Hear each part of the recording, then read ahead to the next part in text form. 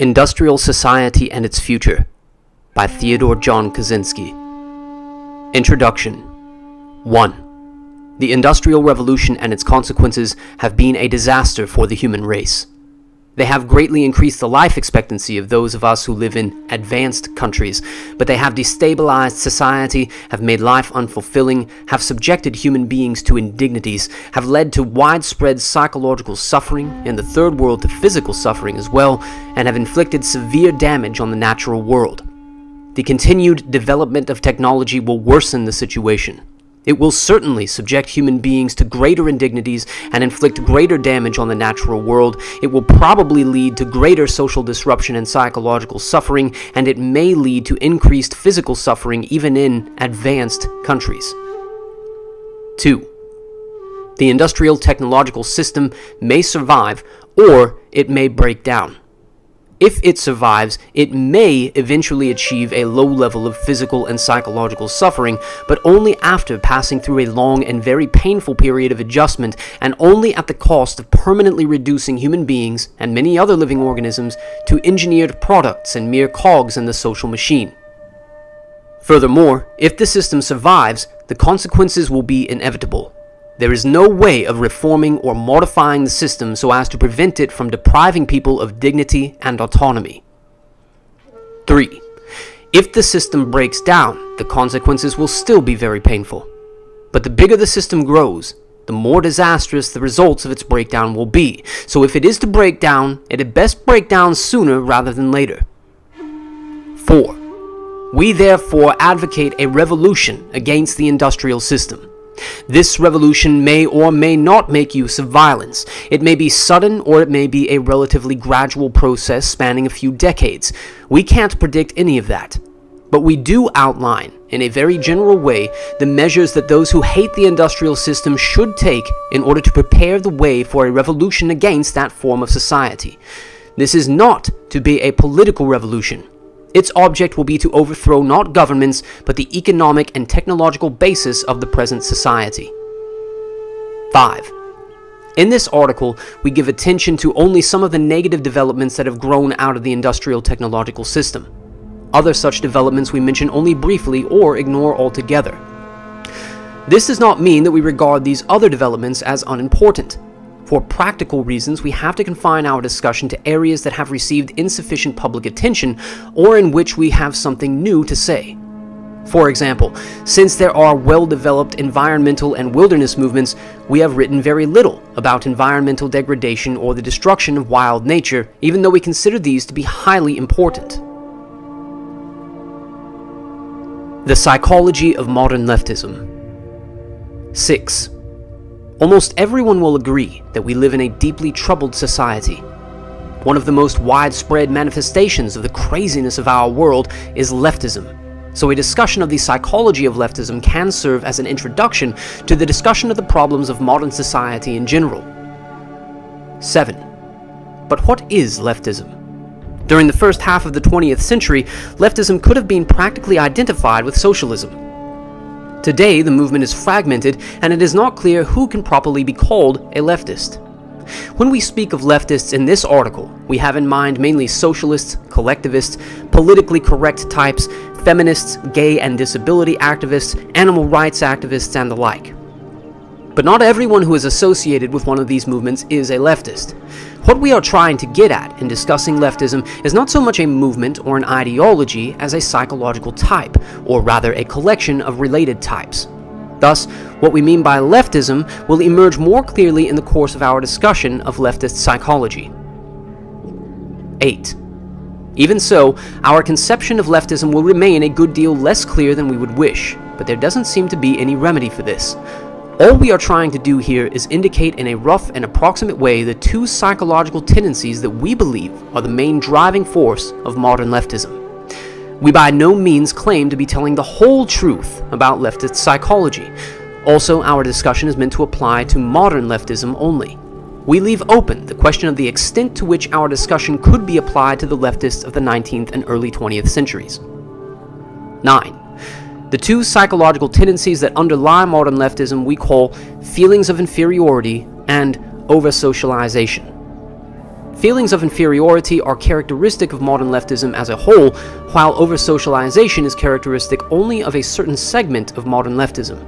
But this segment is highly influential. Feelings of inferiority.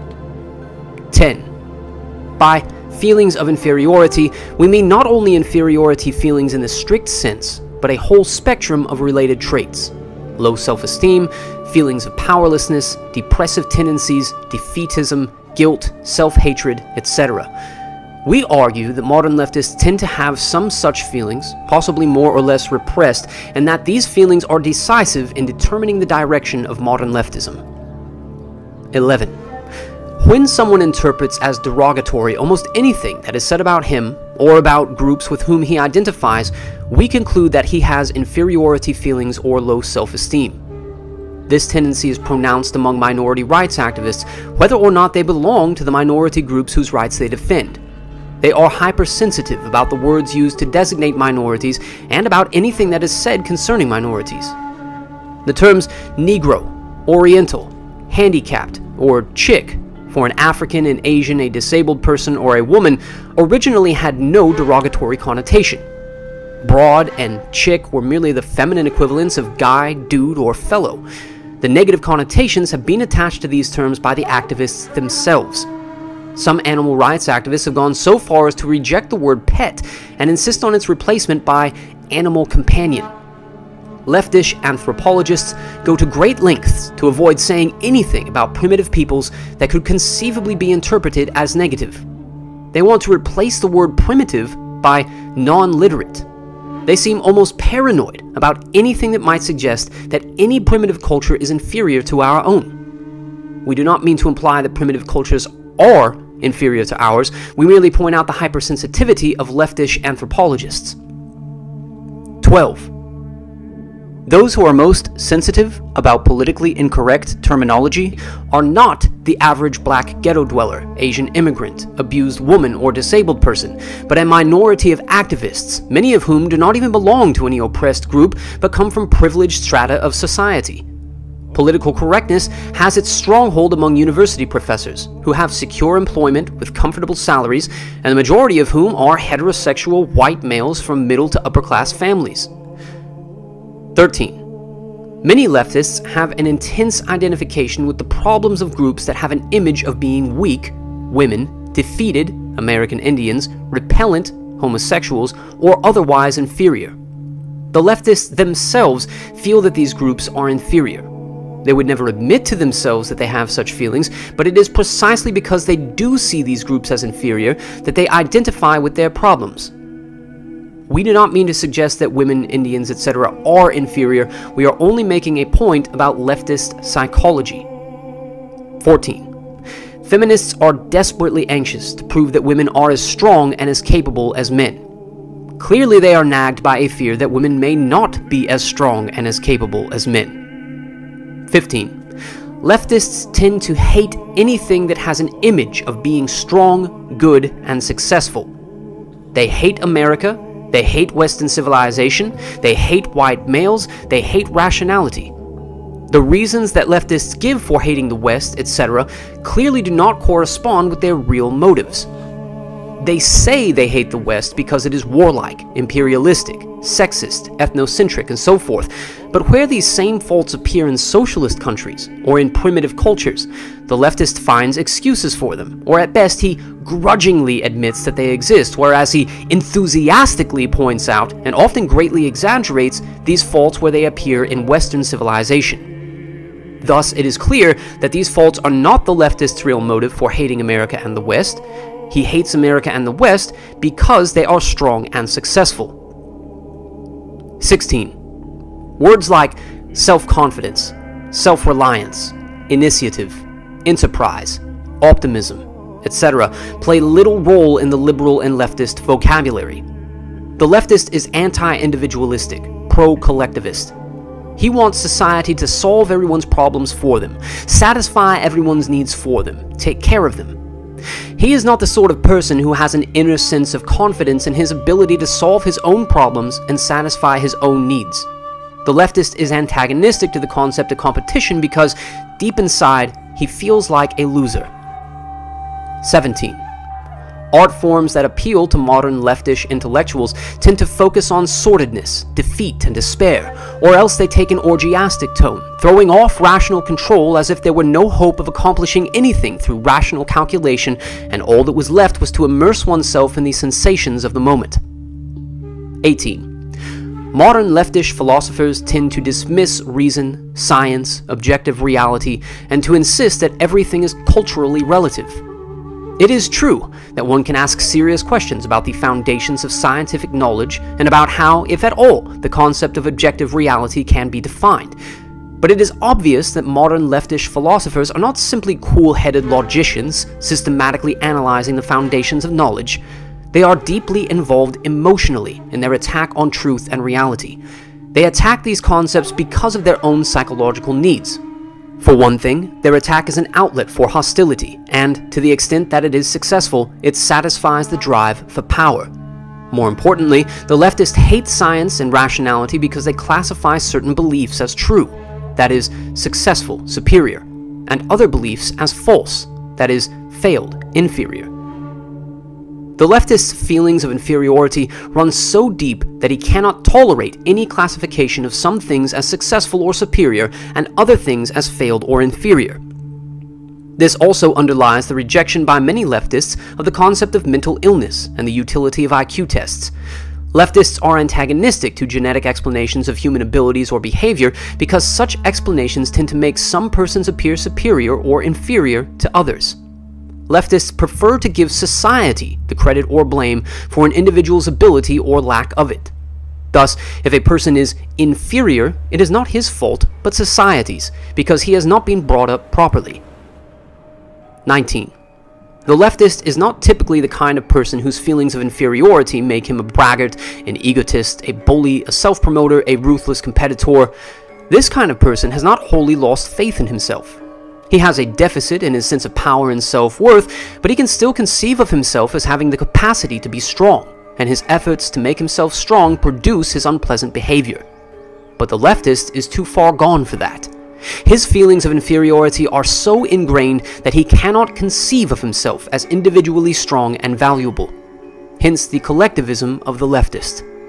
He can feel strong only as a member of a large organization or a mass movement with which he identifies himself. 20.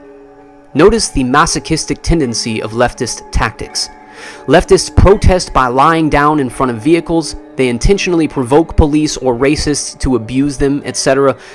These tactics may often be effective, but many leftists use them not as a means to an end, but because they prefer masochistic tactics.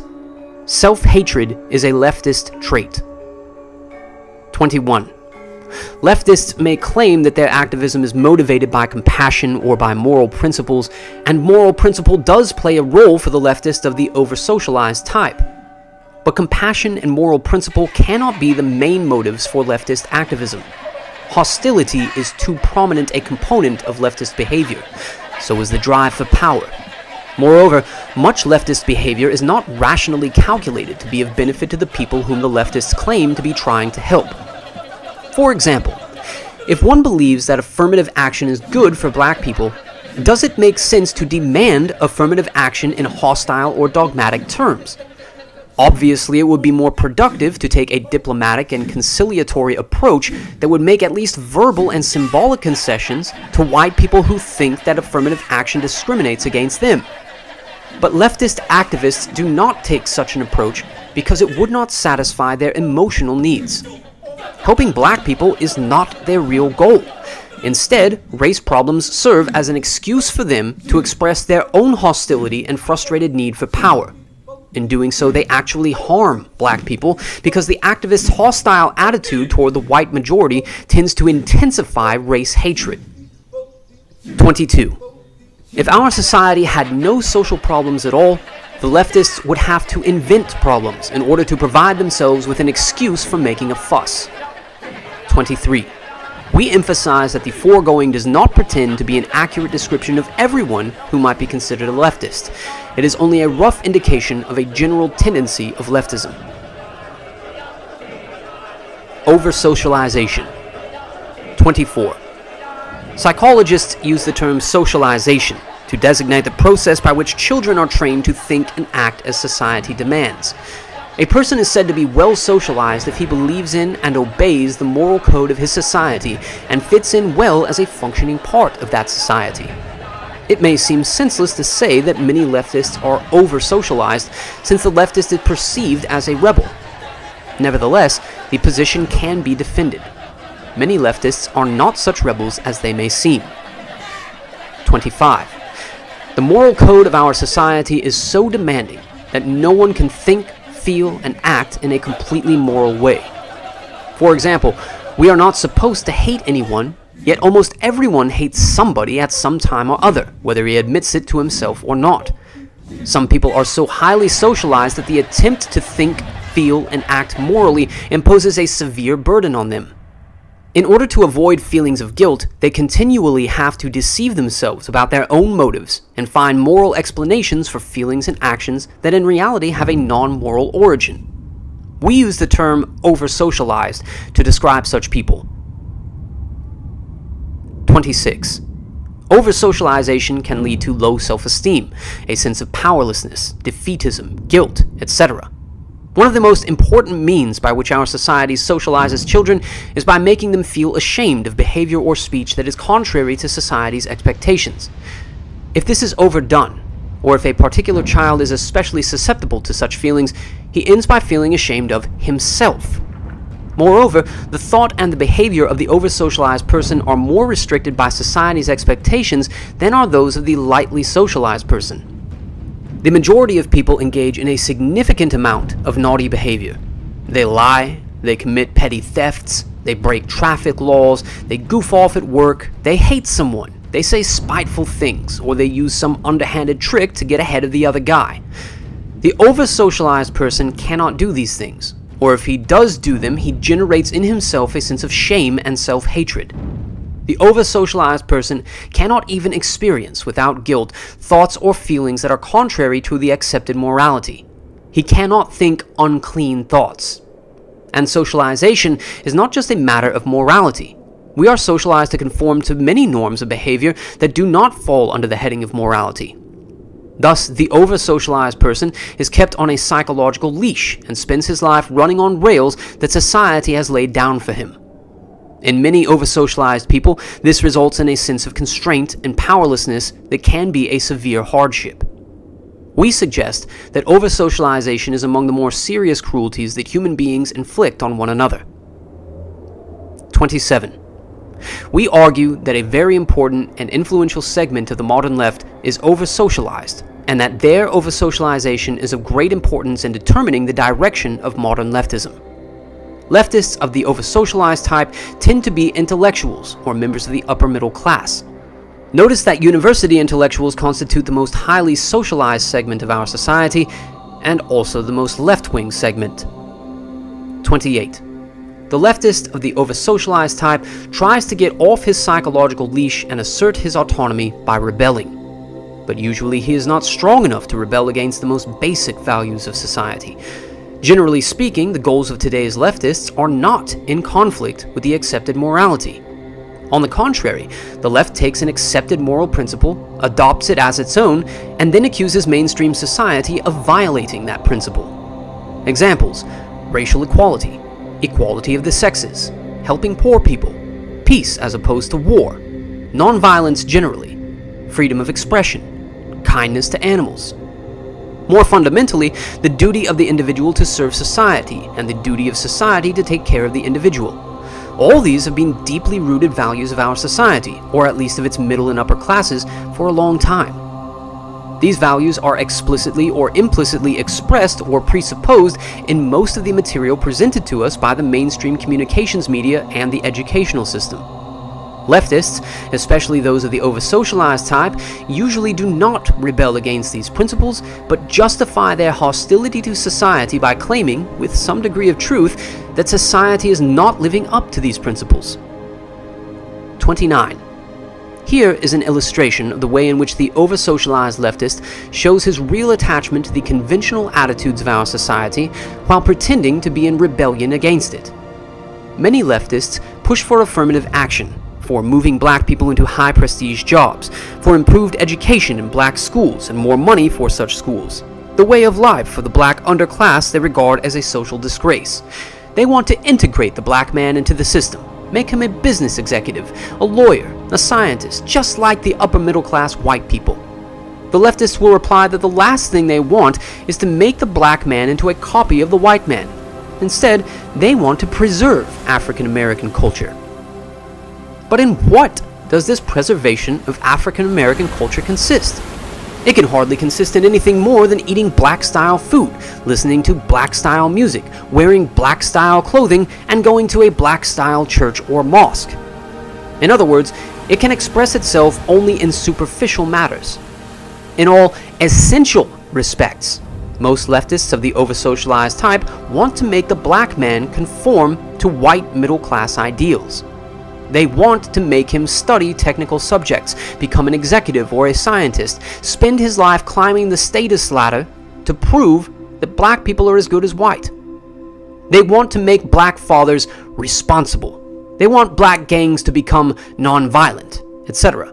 But these are exactly the values of the industrial technological system. The system couldn't care less what kind of music a man listens to, what kind of clothes he wears, or what religion he believes in. As long as he studies in school, holds a respectable job, climbs the status ladder, is a responsible parent, is non-violent, and so forth. In effect, however much he may deny it, the over-socialized leftist wants to integrate the black man into the system and make him adopt its values. 30. We certainly do not claim that leftists, even of the over-socialized type, never rebel against the fundamental values of our society. Clearly, they sometimes do. Some over-socialized leftists have gone so far as to rebel against one of modern society's most important principles by engaging in physical violence. By their own account, violence is for them a form of liberation. In other words, by committing violence, they break through the psychological restraints that have been trained into them. Because they are over-socialized, these restraints have been more confining for them than for others, hence their need to break free of them. But they usually justify their rebellion in terms of mainstream values. If they engage in violence, they claim to be fighting against racism or the like. 31. We realize that many objections could be raised to the foregoing thumbnail sketch of leftist psychology. The real situation is complex, and anything like a complete description of it would take several volumes, even if the necessary data were available. We claim only to have indicated very roughly the two most important tendencies in the psychology of modern leftism. 32. The problems of the leftist are indicative of the problems of our society as a whole. Low self-esteem, depressive tendencies, and defeatism are not restricted to the left. Though they are especially noticeable in the left, they are widespread in our society. And today's society tries to socialize us to a greater extent than any previous society. We are even told by experts how to eat, how to exercise, how to make love, how to raise our kids, and so forth. The power process. 33. Human beings have a need, probably based in biology, for something that we will call the power process. This is closely related to the need for power, which is widely recognized, but is not quite the same thing. The power process has 4 elements. The 3 most clear-cut of these we call goal, effort, and attainment of goal. Everyone needs to have goals whose attainment requires effort and needs to succeed in attaining at least some of his goals. The 4th element is more difficult to define and may not be necessary for everyone. We call it autonomy and will discuss it later. 34. Consider the hypothetical case of a man who can have anything he wants just by wishing for it. Such a man has power, but he will develop serious psychological problems. At first, he will have a lot of fun, but by and by he will become acutely bored and demoralized. Eventually, he may become clinically depressed. History shows that leisured aristocracies tend to become decadent. This is not true of fighting aristocracies that have to struggle to maintain their power. But leisured, secure aristocracies that have no need to exert themselves usually become bored, hedonistic, and demoralized even though they have power. This shows that power is not enough. One must have goals toward which to exercise one's power. 35. Everyone has goals, if nothing else to obtain the physical necessities of life. Food, water, and whatever clothing and shelter are made necessary by the climate, but the leisured aristocrat obtains these things without effort, hence his boredom and demoralization. 36. Non-attainment of important goals results in death if the goals are physical necessities, and in frustration if non-attainment of the goals is compatible with survival. Consistent failure to attain goals throughout life results in defeatism, low self-esteem, or depression. 37. Thus, in order to avoid serious psychological problems, a human being needs goals whose attainment requires effort, and he must have a reasonable rate of success in attaining his goals. Surrogate activities. 38. But not every leisured aristocrat becomes bored and demoralized. For example, the Emperor Hirohito, instead of sinking into decadent hedonism, devoted himself to marine biology, a field in which he became distinguished. When people do not have to exert themselves to satisfy their physical needs, they often set up artificial goals for themselves. In many cases, they then pursue these goals with the same energy and emotional involvement that they otherwise would have put into the search for physical necessities. Thus, the aristocrats of the Roman Empire had their literary pretensions. Many European aristocrats a few centuries ago invested tremendous time and energy in hunting, though they certainly didn't need the meat. Other aristocracies have competed for status through elaborate displays of wealth, and a few aristocrats, like Hirohito, have turned to science. 39. We use the term surrogate activity to designate an activity that is directed toward an artificial goal that people set up for themselves merely in order to have some goal to work toward, or let us say merely for the sake of the fulfillment that they get from pursuing the goal. Here is a rule of thumb for the identification of surrogate activities. Given a person who devotes much time and energy to the pursuit of goal X, ask yourself this: if he had to devote most of his time and energy to satisfying his biological needs, and if that effort required him to use his physical and mental faculties in a varied and interesting way, would he feel seriously deprived because he did not attain goal X? If the answer is no, then the person's pursuit of a goal X is a surrogate activity. Hirohito's studies in marine biology clearly constituted a surrogate activity, since it is pretty certain that if Hirohito had had to spend his time working at interesting non-scientific tasks in order to obtain the necessities of life, he would not have felt deprived because he didn't know all about the anatomy and life cycles of marine animals. On the other hand, the pursuit of sex and love, for example, is not a surrogate activity, because most people, even if their existence were otherwise satisfactory, would feel deprived if they passed their lives without ever having a relationship with a member of the opposite sex. But pursuit of an excessive amount of sex, more than one really needs, can be a surrogate activity. 40. In modern industrial society, only minimal effort is necessary to satisfy one's physical needs. It is enough to go through a training program to acquire some petty technical skill, then come to work on time and exert the very modest effort needed to hold a job. The only requirements are a moderate amount of intelligence and, most of all, simple obedience. If one has those, society takes care of one from cradle to grave. Yes, there is an underclass that cannot take the physical necessities for granted, but we are speaking here of mainstream society. Thus, it is not surprising that modern society is full of surrogate activities. These include scientific work, athletic achievement, humanitarian work, artistic and literary creation, climbing the corporate ladder, acquisition of money and material goods far beyond the point at which they cease to give any additional physical satisfaction, and social activism when it addresses issues that are not important for the activist personally, as in the case of white activists who work for the rights of non-white minorities. These are not always pure surrogate activities, since for many people they may be motivated in part by needs other than the need to have some goal to pursue. Scientific work may be motivated in part by a drive for prestige, artistic creation by a need to express feelings, militant social activism by hostility. But for most people who pursue them, these activities are in large part surrogate activities. For example, the majority of scientists will probably agree that the fulfillment they get from their work is more important than the money and prestige they earn. 41. For many, if not most people, surrogate activities are less satisfying than the pursuit of real goals. That is, goals that people would want to attain even if their need for the power process were already fulfilled. One indication of this is the fact that, in many or most cases, people who are deeply involved in surrogate activities are never satisfied, never at rest. Thus, the moneymaker constantly strives for more and more wealth. The scientist no sooner solves one problem than he moves on to the next. The long-distance runner drives himself to run always farther and faster. Many people who pursue surrogate activities will say that they get far more fulfillment from these activities than they do from the mundane business of satisfying their biological needs, but that is because in our society the effort required to satisfy the biological needs has been reduced to triviality.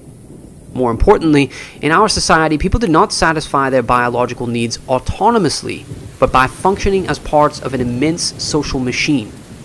In contrast, people generally have a great deal of autonomy in pursuing their surrogate activities.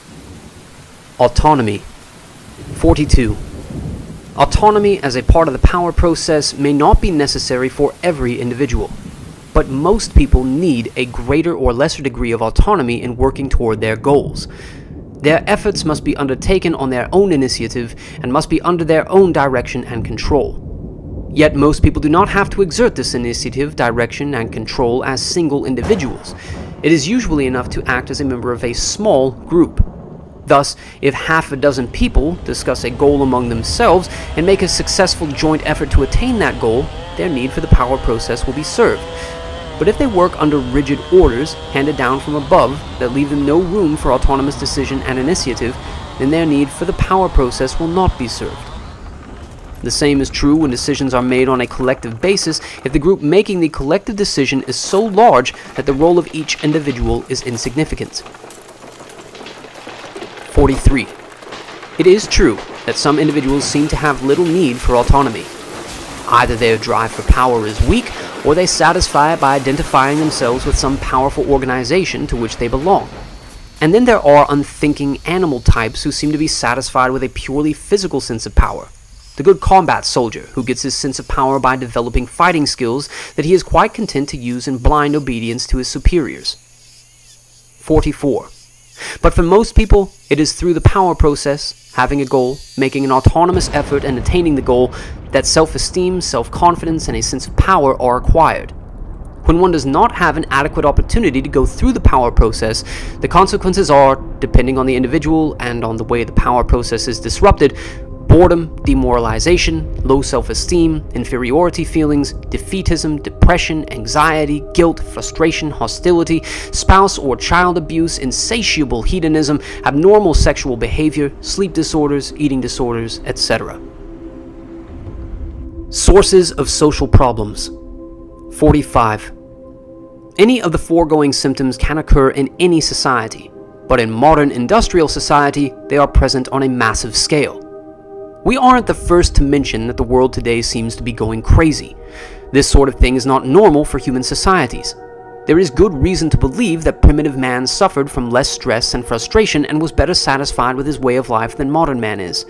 It is true that not all was sweetness and light in primitive societies. Abuse of women was common among the Australian Aborigines. Transsexuality was fairly common among some of the American Indian tribes. But it does appear that, generally speaking, the kinds of problems that we have listed in the preceding paragraph were far less common among primitive peoples than they are in modern society. 46. We attribute the social and psychological problems of modern society to the fact that society requires people to live under conditions radically different from those under which the human race evolved and to behave in ways that conflict with the patterns of behavior that the human race developed while living under the earlier conditions.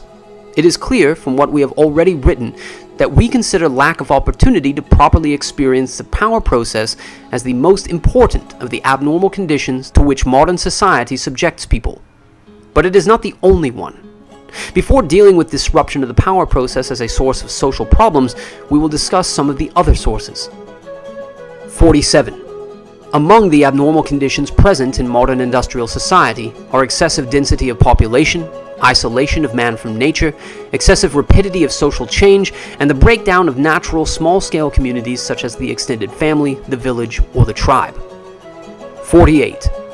It is well known that crowding increases stress and aggression. The degree of crowding that exists today, and the isolation of man from nature, are consequences of technological progress. All pre-industrial societies were predominantly rural. The Industrial Revolution vastly increased the size of cities and the proportion of the population that lives in them, and modern agricultural technology has made it possible for the Earth to support a far denser population than it ever did before. Also, technology exacerbates the effects of crowding because it puts increased disruptive powers in people's hands. For example, a variety of noise-making devices, power mowers, radios, motorcycles, etc. If the use of these devices is unrestricted, people who want peace and quiet are frustrated by the noise. If their use is restricted, people who use the devices are frustrated by the regulations. But if these machines had never been invented, there would have been no conflict and no frustration generated by them. 49. For primitive societies, the natural world, which usually changes only slowly, provided a stable framework and therefore a sense of security. In the modern world, it is human society that dominates nature, rather than the other way around, and modern society changes very rapidly owing to technological change. Thus, there is no stable framework. 50. The conservatives are fools. They whine about the decay of traditional values, yet they enthusiastically support technological progress and economic growth. Apparently, it never occurs to them that you can't make rapid, drastic changes in the technology and the economy of a society without causing rapid changes in all other aspects of the society as well, and that such rapid changes inevitably break down traditional values. 51. The breakdown of traditional values to some extent implies the breakdown of the bonds that hold together traditional small-scale social groups. The disintegration of small-scale social groups is also promoted by the fact that modern conditions often require or tempt individuals to move to new locations, separating themselves from their communities. Beyond that, a technological society has to weaken family ties and local communities if it is to function efficiently. In modern society, an individual's loyalty must be first to the system and only secondarily to a small-scale community. Because if the internal loyalties of small-scale communities were stronger than loyalty to the system, such communities would pursue their own advantage at the expense of the system. 52. Suppose that a public official or a corporation executive appoints his cousin, his friend, or his co-religionist to a position rather than appointing the person best qualified for the job. He has permitted personal loyalty to supersede his loyalty to the system, and that is nepotism or discrimination, both of which are terrible sins in modern society. Would-be industrial societies that have done a poor job of subordinating personal or local loyalties to loyalty to the system are usually very inefficient. Look at Latin America. Thus, an advanced industrial society can tolerate only those small-scale communities that are emasculated, tamed, and made into tools of the system. 53. Crowding, rapid change, and the breakdown of communities have been widely recognized as sources of social problems. But we do not believe they are enough to account for the extent of the problems that are seen today. 54. A few pre-industrial cities were very large and crowded, yet their inhabitants do not seem to have suffered from psychological problems to the same extent as modern man. In America today, there still are uncrowded rural areas, and we find there the same problems as in urban areas, though the problems tend to be less acute in the rural areas. Thus, crowding does not seem to be the decisive factor. 55.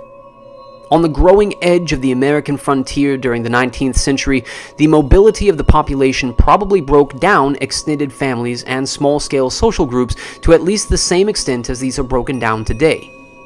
In fact, many nuclear families lived by choice in such isolation, having no neighbors within several miles, that they belong to no community at all, yet they do not seem to have developed problems as a result. 56. Furthermore, change in American frontier society was very rapid and deep. A man might be born and raised in a log cabin outside the reach of law and order and fed largely on wild meat, and by the time he arrived at old age, he might be working at a regular job and living in an ordered community with effective law enforcement. This was a deeper change than that which typically occurs in the life of a modern individual, yet it does not seem to have led to psychological problems. In fact, 19th century American society had an optimistic and self-confident tone, quite unlike that of today's society.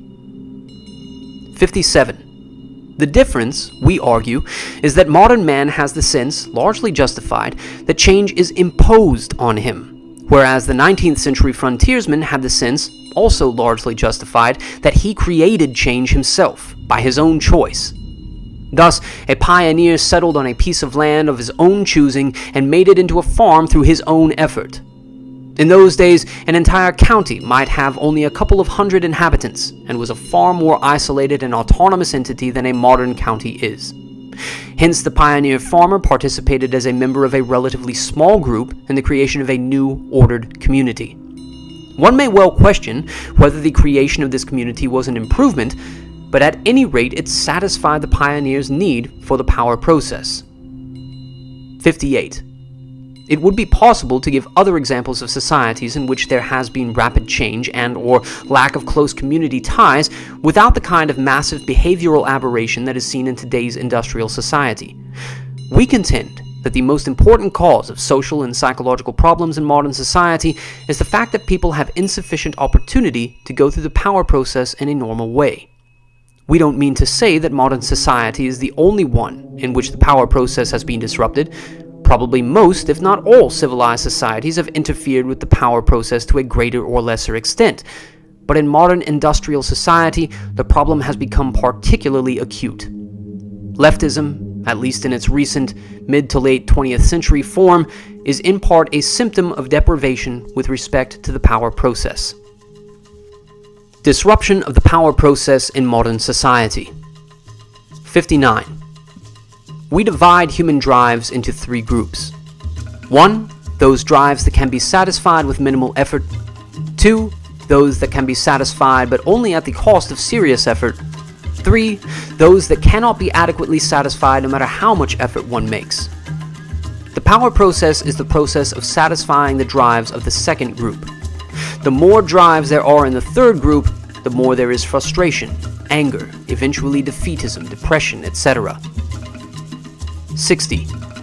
In modern industrial society, natural human drives tend to be pushed into the first and third groups, and the second group tends to consist increasingly of artificially created drives. 61. In primitive societies, physical necessities generally fall into Group 2. They can be obtained, but only at the cost of serious effort. But modern society tends to guarantee the physical necessities to everyone, in exchange for only minimal effort. Hence, physical needs are pushed into Group 1. There may be disagreement about whether the effort needed to hold a job is minimal, but usually, in lower to middle level jobs, whatever effort is required is merely that of obedience. You sit or stand where you are told to sit or stand, and do what you are told to do in the way you are told to do it. Seldom do you have to exert yourself seriously, and in any case you have hardly any autonomy in work, so that the need for the power process is not well served. 62. Social needs, such as sex, love, and status, often remain in Group 2 in modern society, depending on the situation of the individual. But, except for people who have a particularly strong drive for status, the effort required to fulfill the social drives is insufficient to satisfy adequately the need for the power process. 63. So certain artificial needs have been created that fall into Group 2, hence serve the need for the power process. Advertising and marketing techniques have been developed that make many people feel they need things that their grandparents never desired or even dreamed of. It requires serious effort to earn enough money to satisfy these artificial needs, hence they fall into Group 2. Modern man must satisfy his need for the power process largely through pursuit of the artificial needs created by the advertising and marketing industry and through surrogate activities. 64. It seems that, for many people, maybe the majority, these artificial forms of the power process are insufficient. A theme that appears repeatedly in the writings of these social critics of the second half of the 20th century is the sense of purposelessness that afflicts many people in modern society. This purposelessness is often called by other names such as anomie or middle-class vacuity. We suggest that the so-called identity crisis is actually a search for a sense of purpose, often for commitment to a suitable surrogate activity. It may be that existentialism is in large part a response to the purposelessness of modern life. Very widespread in modern society is the search for fulfillment. But we think that for the majority of people, an activity whose main goal is fulfillment, that is, a surrogate activity, does not bring completely satisfactory fulfillment. In other words, it does not fully satisfy the need for the power process. That need can be fully satisfied only through activities that have some external goal, such as physical necessities, sex, love, status, revenge, etc. 65. Moreover, where goals are pursued through earning money, climbing the status ladder, or functioning as part of the system in some other way, most people are not in a position to pursue their goals autonomously. Most workers are someone else's employee and, as we pointed out in paragraph 61, must spend their days doing what they are told to do in the way they are told to do it. Even most people who are in business for themselves have only limited autonomy. It is a chronic complaint of small business persons and entrepreneurs that their hands are tied by excessive government regulation. Some of these regulations are doubtless unnecessary, but for the most part, government regulations are essential and inevitable parts of our extremely complex society. A large portion of small business today operates on the franchise system. It was reported in the Wall Street Journal a few years ago that many of the franchise-granting companies require applicants for franchises to take a personality test that is designed to exclude those who have creativity and initiative, because such persons are not sufficiently docile to go along obediently with the franchise system. This excludes from small business many of the people who most need autonomy. 66. Today, people live more by virtue of what the system does for them or to them than by virtue of what they do for themselves. And what they do for themselves is done more and more along channels laid down by the system. Opportunities tend to be those that the system provides. The opportunities must be exploited in accord with the rules and regulations, and techniques prescribed by experts must be followed if there is to be a chance of success. 67.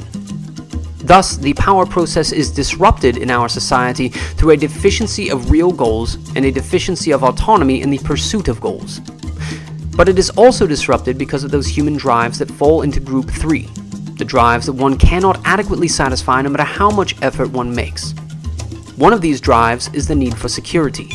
Our lives depend on decisions made by other people. We have no control over these decisions, and usually we do not even know the people who make them.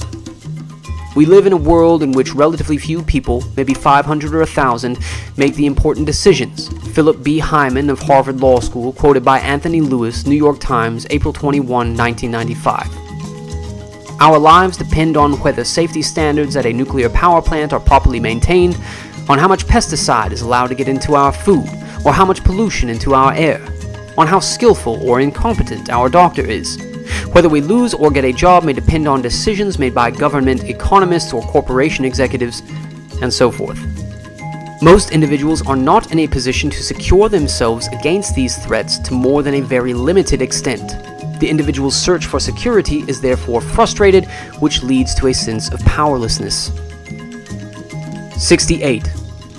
It may be objected that primitive man is physically less secure than modern man, as is shown by his shorter life expectancy. Hence, modern man suffers from less, not more, than the amount of insecurity that is normal for human beings.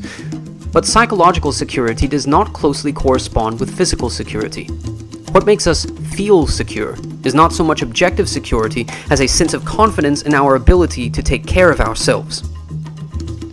Primitive man, threatened by a fierce animal or by hunger, can fight in self-defense or travel in search of food. He has no certainty of success in these efforts, but he is by no means helpless against the things that threaten him. The modern individual, on the other hand, is threatened by many things against which he is helpless. Nuclear accidents, carcinogens in food, environmental pollution, war, increasing taxes, invasion of his privacy by large organizations, nationwide social or economic phenomena that may disrupt his way of life. 69.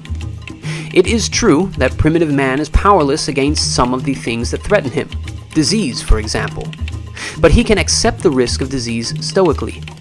It is part of the nature of things. It is no one's fault, unless it is the fault of some imaginary impersonal demon. But threats to the modern individual tend to be man-made. They are not the results of chance, but are imposed on him by other persons whose decisions he, as an individual, is unable to influence. Consequently, he feels frustrated, humiliated, and angry. 70.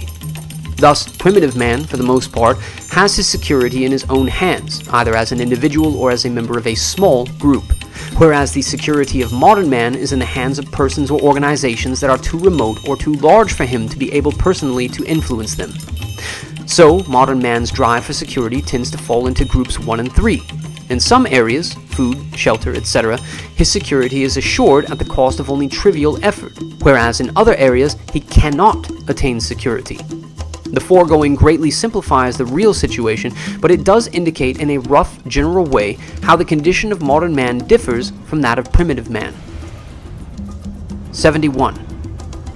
People have many transitory drives or impulses that are necessarily frustrated in modern life, hence fall into group 3. One may become angry, but modern society cannot permit fighting. In many situations, it does not even permit verbal aggression.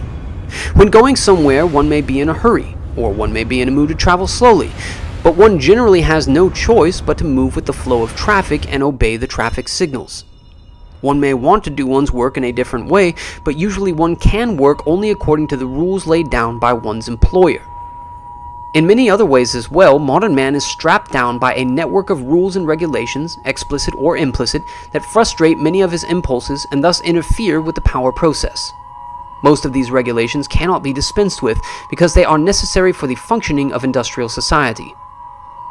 72. Modern society is in certain respects extremely permissive.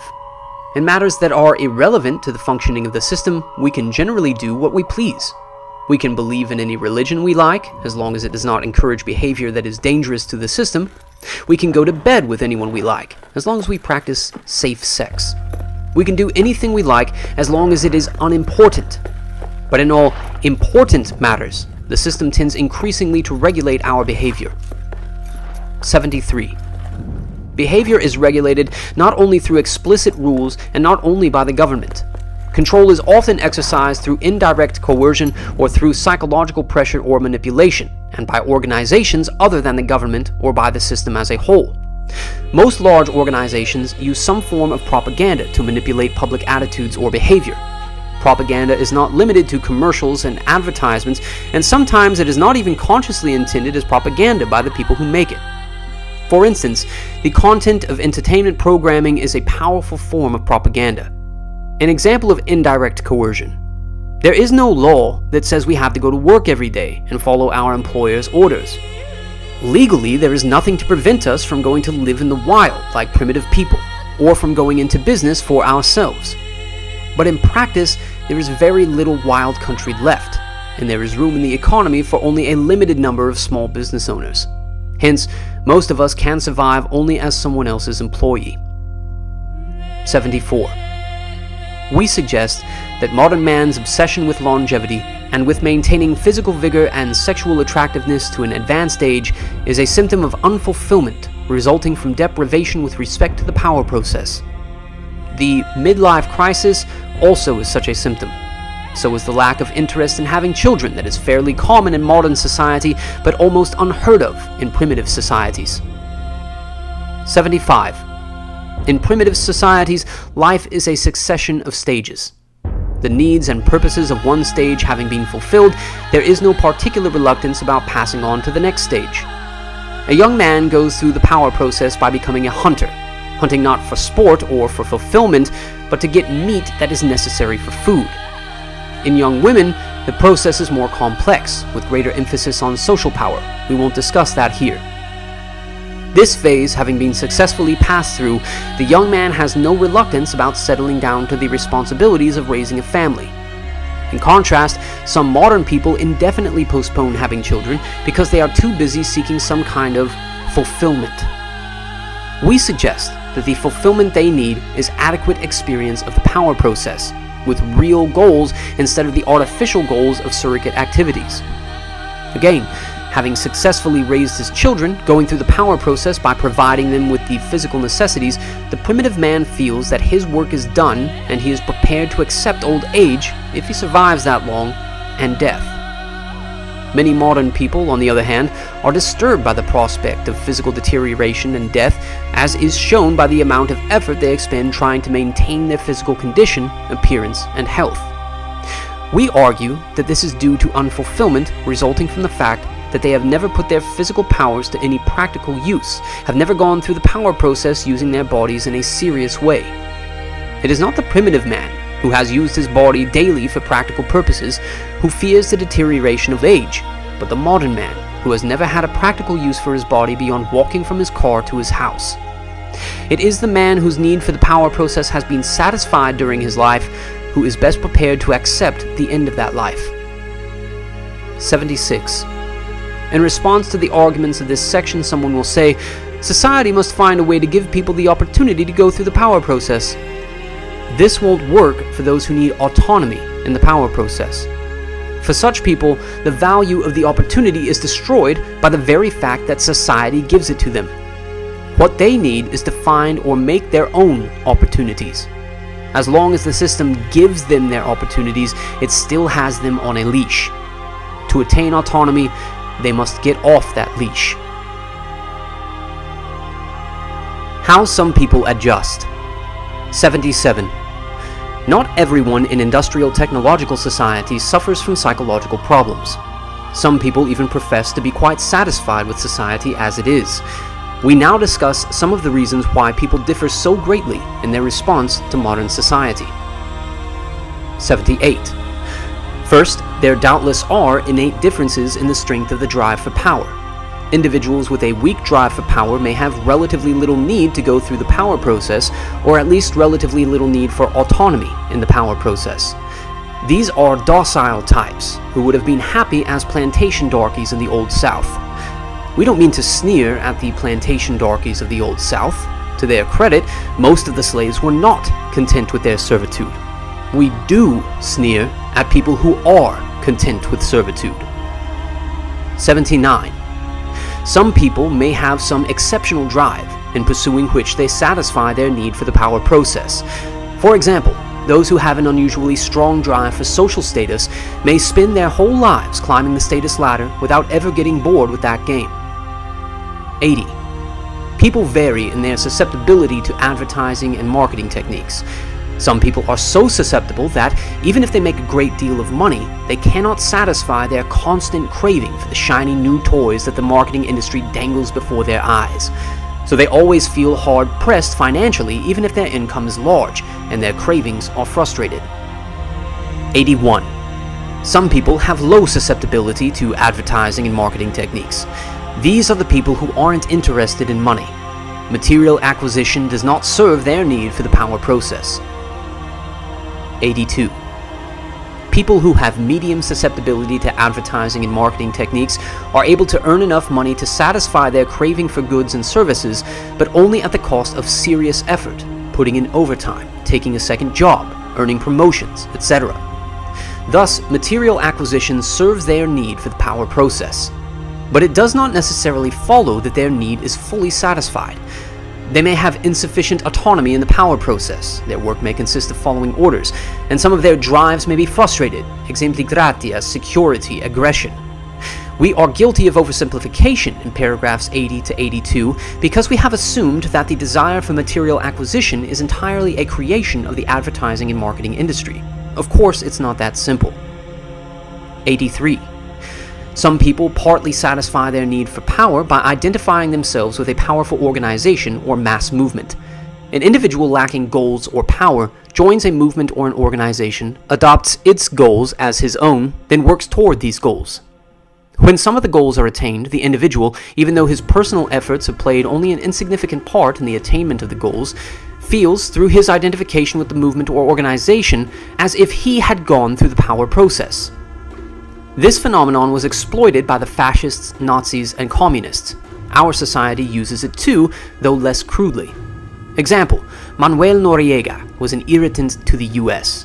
Goal: punish Noriega. The US invaded Panama, effort, and punished Noriega, attainment of goal. The US went through the power process, and many Americans, because of their identification with the US, experienced the power process vicariously.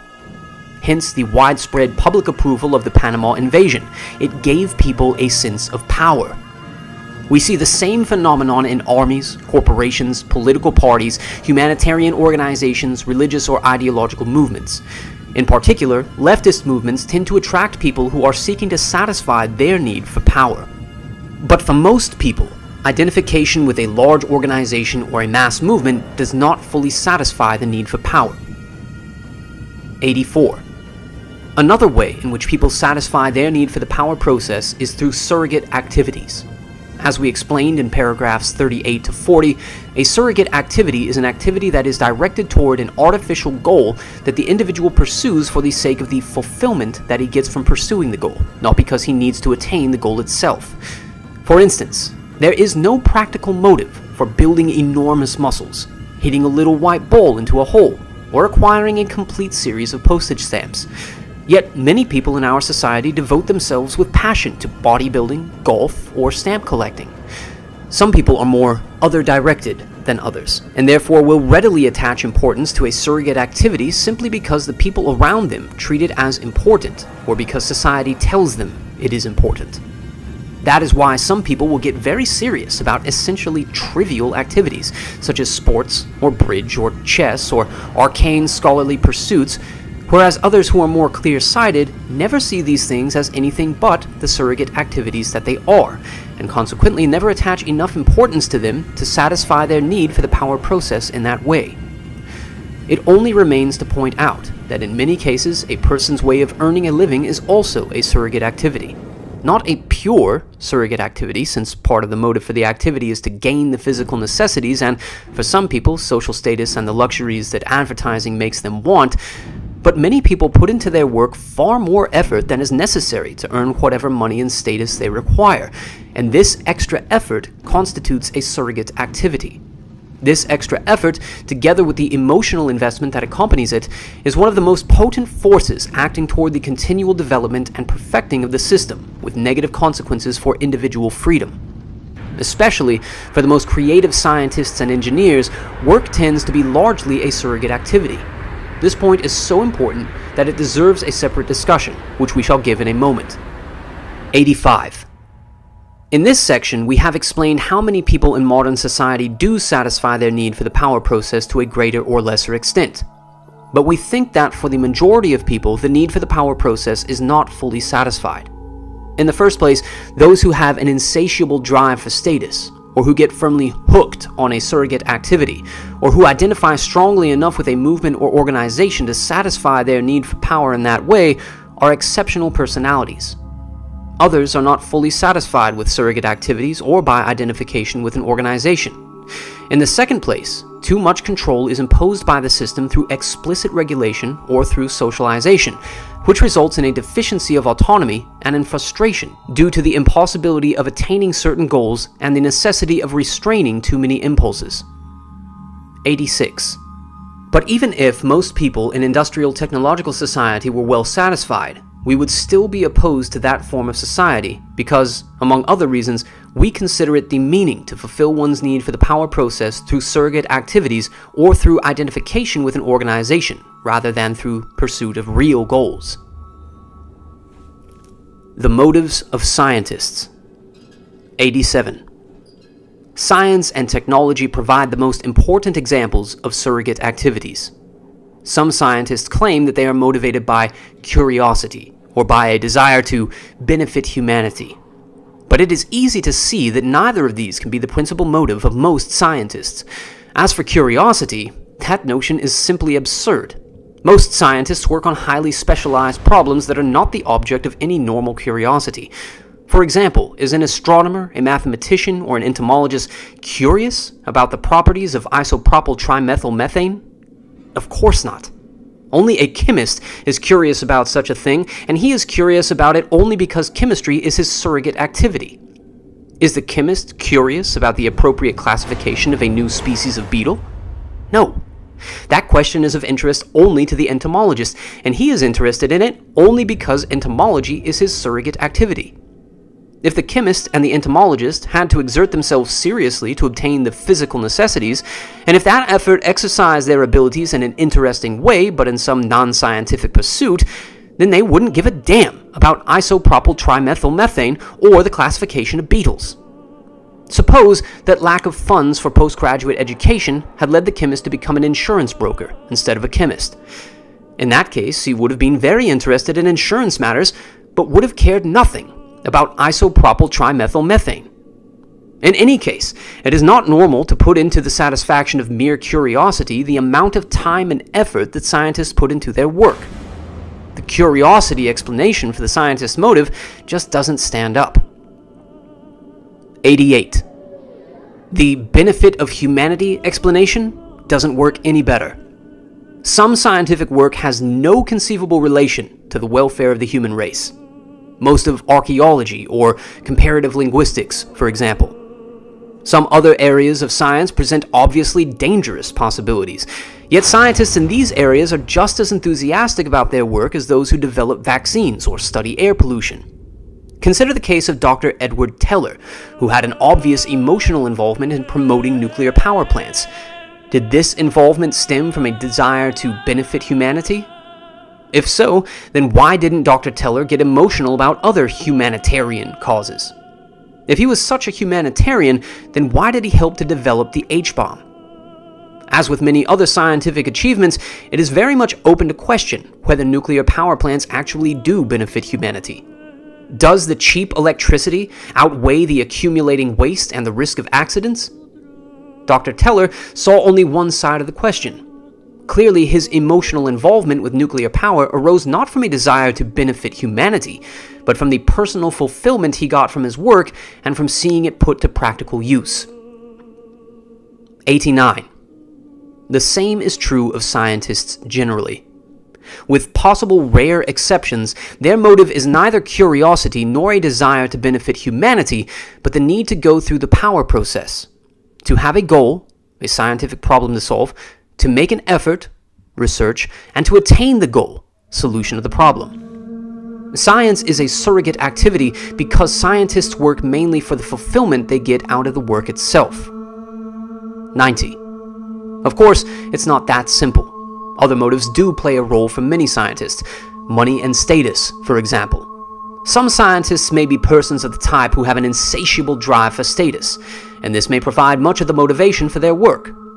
No doubt the majority of scientists, like the majority of the general population, are more or less susceptible to advertising and marketing techniques and need money to satisfy their craving for goods and services.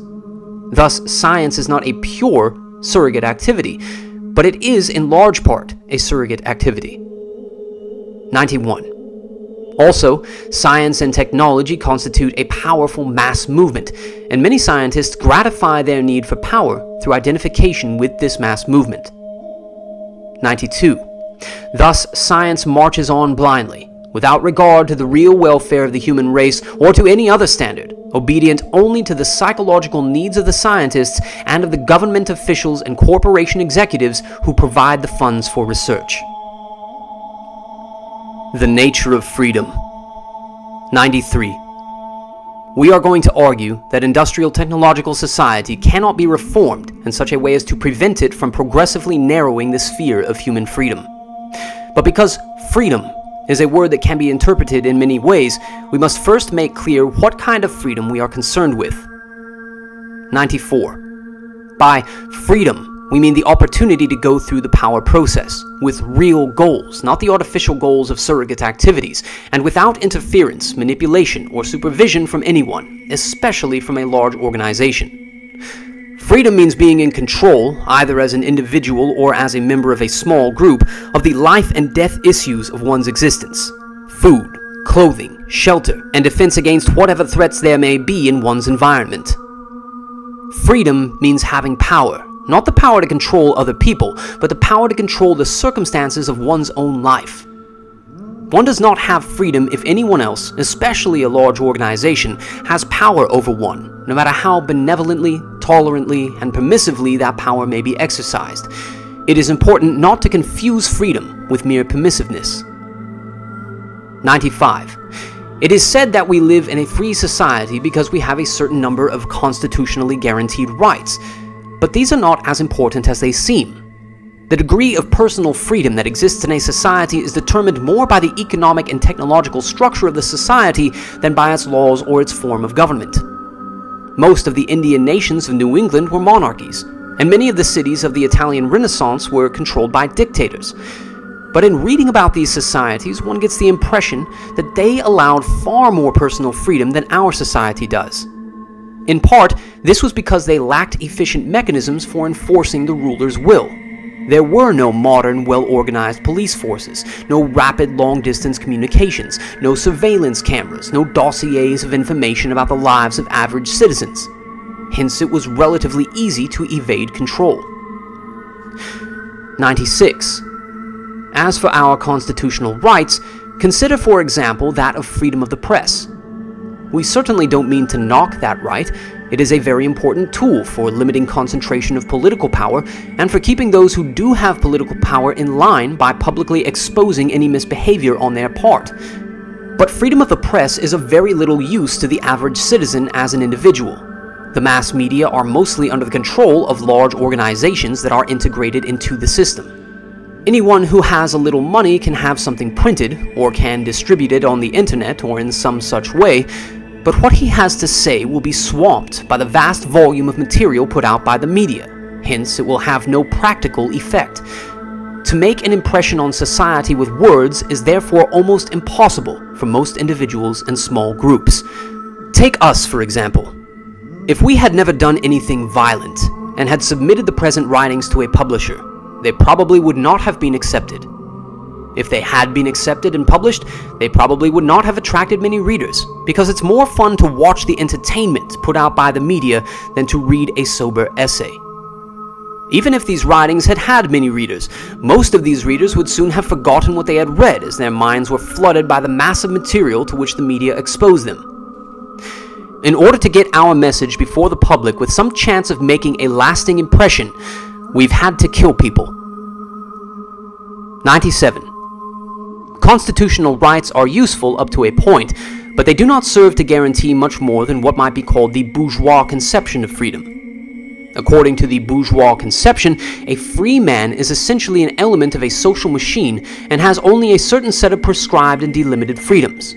Freedoms that are designed to serve the needs of the social machine more than those of the individual.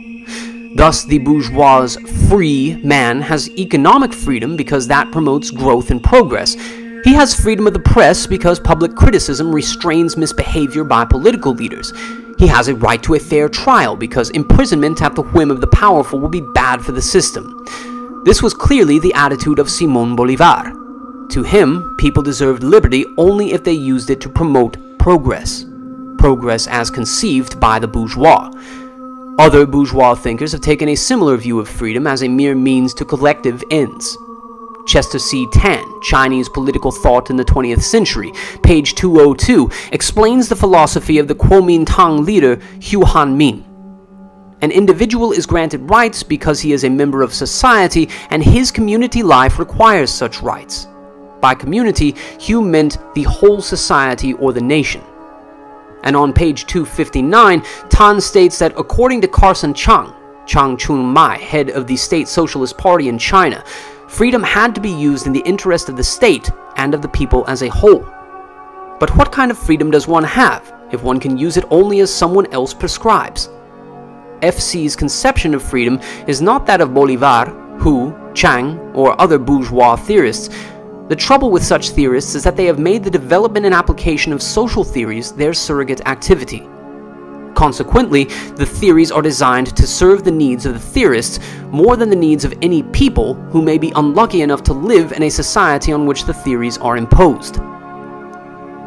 98. One more point to be made in this section. It should not be assumed that a person has enough freedom just because he says he has enough. Freedom is restricted in part by psychological controls of which people are unconscious. And moreover, many people's ideas of what constitutes freedom are governed more by social convention than by their real needs. For example, it's likely that many leftists of the over-socialized type would say that most people, including themselves, are socialized too little rather than too much, yet the over-socialized leftist pays a heavy psychological price for his high level of socialization. Some principles of history. 99. Think of history as being the sum of two components: an erratic component that consists of unpredictable events that follow no discernible pattern, and a regular component that consists of long-term historical trends. Here we are concerned with the long-term trends. 100. First principle. If a small change is made that affects a long-term historical trend, then the effect of that change will almost always be transitory. The trend will soon revert to its original state. Example: a reform movement designed to clean up political corruption in a society rarely has more than a short-term effect.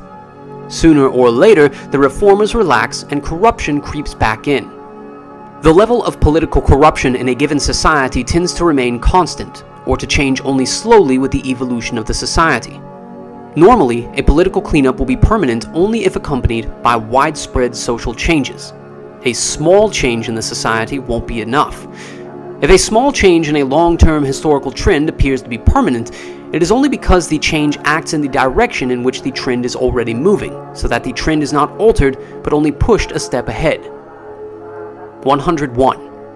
The first principle is almost a tautology. If a trend were not stable with respect to small changes, it would wander at random rather than following a definite direction. In other words, it would not be a long-term trend at all. 102. Second principle. If a change is made that is sufficiently large to alter permanently a long-term historical trend, then it will alter the society as a whole. In other words, a society is a system in which all parts are interrelated, and you can't permanently change any important part without changing all other parts as well. 103. Third principle. If a change is made that is large enough to alter permanently a long-term trend, then the consequences of the society as a whole cannot be predicted in advance. Unless various other societies have passed through the same change and have all experienced the same consequences, in which case one can predict on empirical grounds that another society that passes through the same change will be likely to experience similar consequences. 104. Fourth principle. A new kind of society cannot be designed on paper. That is, you cannot plan out a new form of society in advance, then set it up and expect it to function as it was designed to do. 105. The third and fourth principles result from the complexity of human societies. A change in human behavior will affect the economy of a society and its physical environment. The economy will affect the environment and vice versa, and the changes in the economy and the environment will affect human behavior in complex, unpredictable ways, and so forth. The network of causes and effects is far too complex to be untangled and understood. 106. Fifth principle. People do not consciously and rationally choose the form of their society.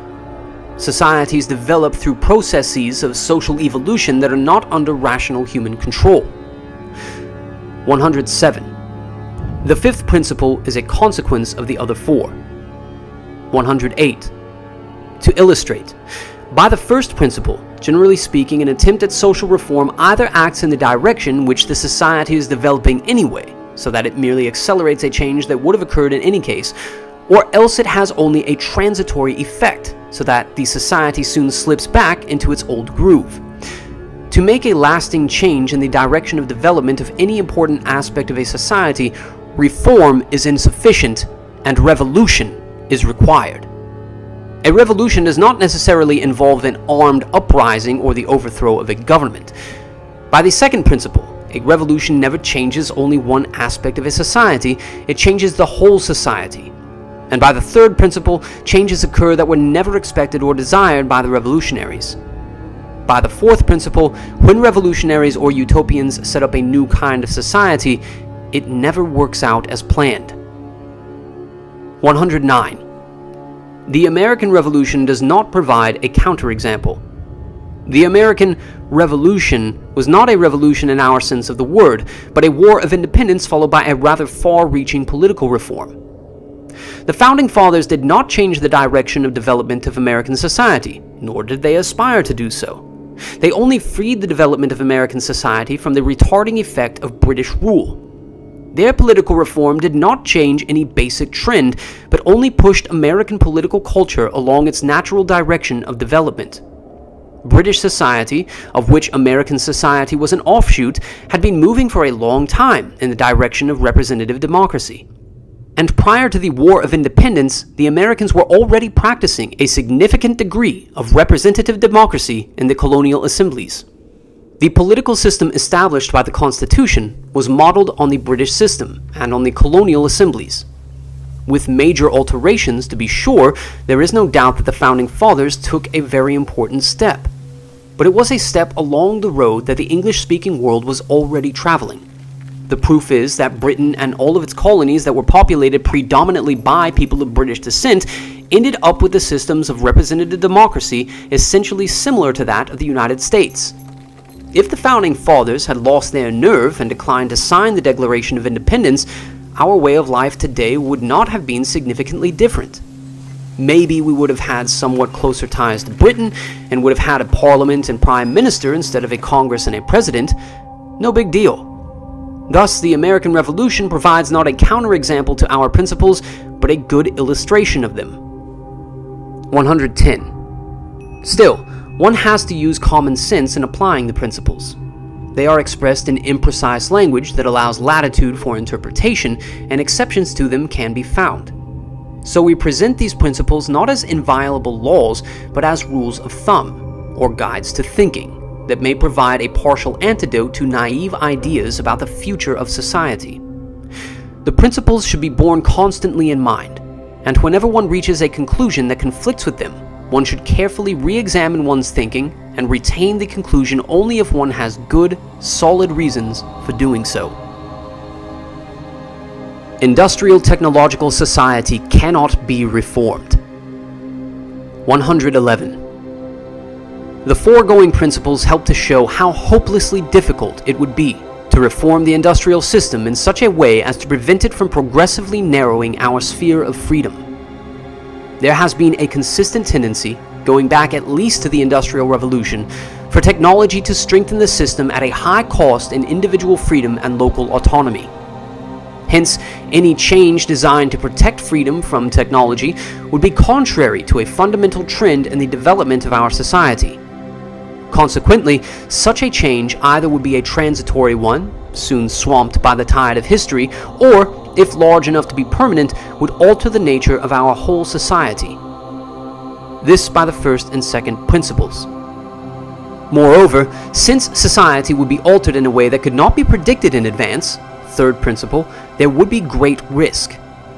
Changes large enough to make a lasting difference in favor of freedom would not be initiated because it would be realized that they would gravely disrupt the system. So any attempts at reform would be too timid to be effective. Even if changes large enough to make a lasting difference were initiated, they would be retracted when their disruptive effects became apparent. Thus, permanent changes in favor of freedom could be brought about only by persons prepared to accept radical, dangerous, and unpredictable alteration of the entire system. In other words, by revolutionaries, not reformers. 112. People anxious to rescue freedom without sacrificing the supposed benefits of technology will suggest naive schemes for some new form of society that would reconcile freedom with technology. Apart from the fact that people who make such suggestions seldom propose any practical means by which the new form of society could be set up in the first place, it follows from the fourth principle that even if the new form of society could be once established, it either would collapse or would give results very different from those expected. 113. So, even on very general grounds, it seems highly improbable that any way of changing society could be found that would reconcile freedom with modern technology. In the next few sections, we will give more specific reasons for concluding that freedom and technological progress are incompatible. Restriction of freedom is unavoidable in industrial society. 114. As explained in paragraphs 65 to 67, 70 to 73, modern man is strapped down by a network of rules and regulations, and his fate depends on the actions of persons remote from him whose decisions he cannot influence. This is not accidental or a result of the arbitrariness of arrogant bureaucrats. It is necessary and inevitable in any technologically advanced society. The system has to regulate human behavior closely in order to function. At work, people have to do what they are told to do, when they are told to do it, and in the way they are told to do it, otherwise production would be thrown into chaos. Bureaucracies have to be run according to rigid rules. To allow any substantial personal discretion to lower-level bureaucrats would disrupt the system and lead to charges of unfairness due to differences in the way individual bureaucrats exercise their discretion. It is true that some restrictions on our freedom could be eliminated, but generally speaking, the regulation of our lives by large organizations is necessary for the functioning of industrial technological society. The result is a sense of powerlessness on the part of the average person. It may be, however, that formal regulations will tend increasingly to be replaced by psychological tools that make us want to do what the system requires of us.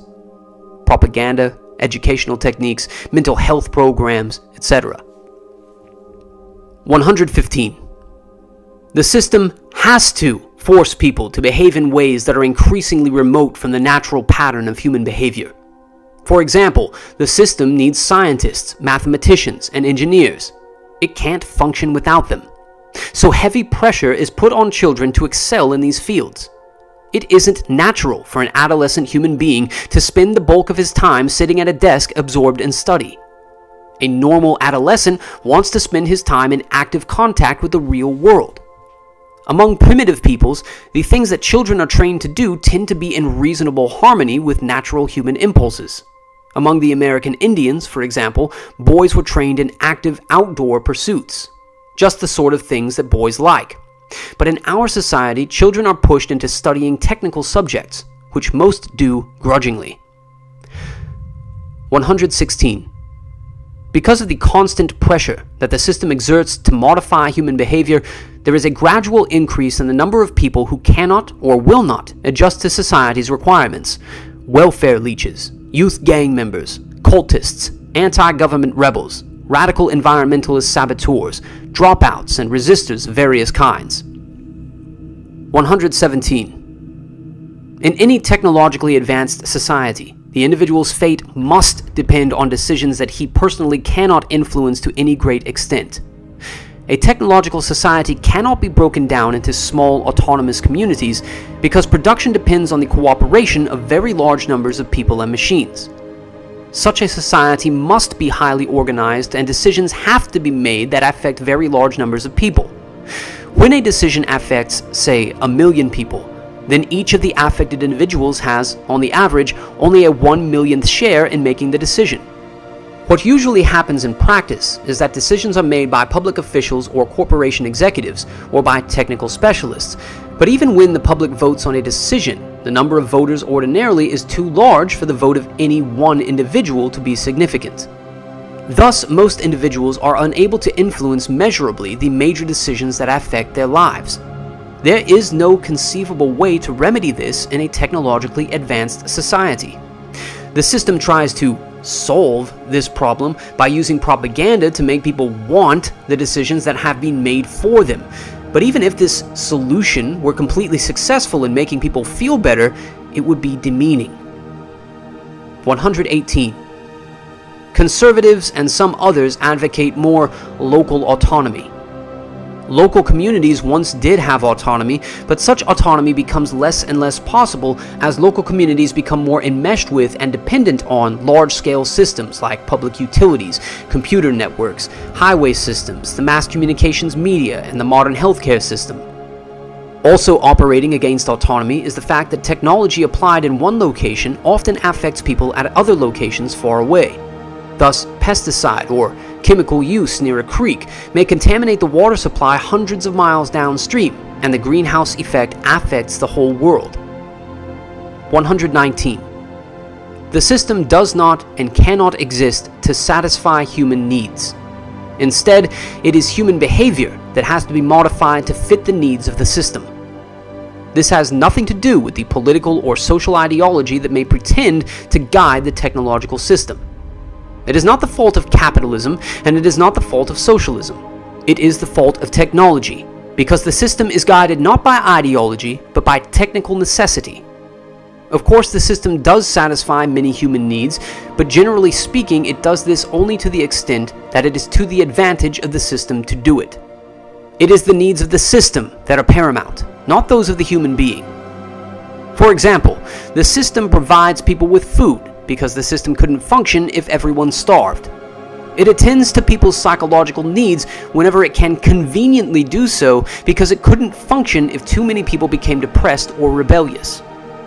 But the system, for good, solid, practical reasons, must exert constant pressure on people to mold their behavior to the needs of the system. Too much waste accumulating? The government, the media, the educational system, environmentalists, everyone inundates us with a massive propaganda about recycling. Need more technical personnel? A chorus of voices exhorts kids to study science. No one stops to ask whether it is inhumane to force adolescents to spend the bulk of their time studying subjects that most of them hate. When skilled workers are put out of a job by technical advances and have to undergo retraining, no one asks whether it is humiliating for them to be pushed around in this way.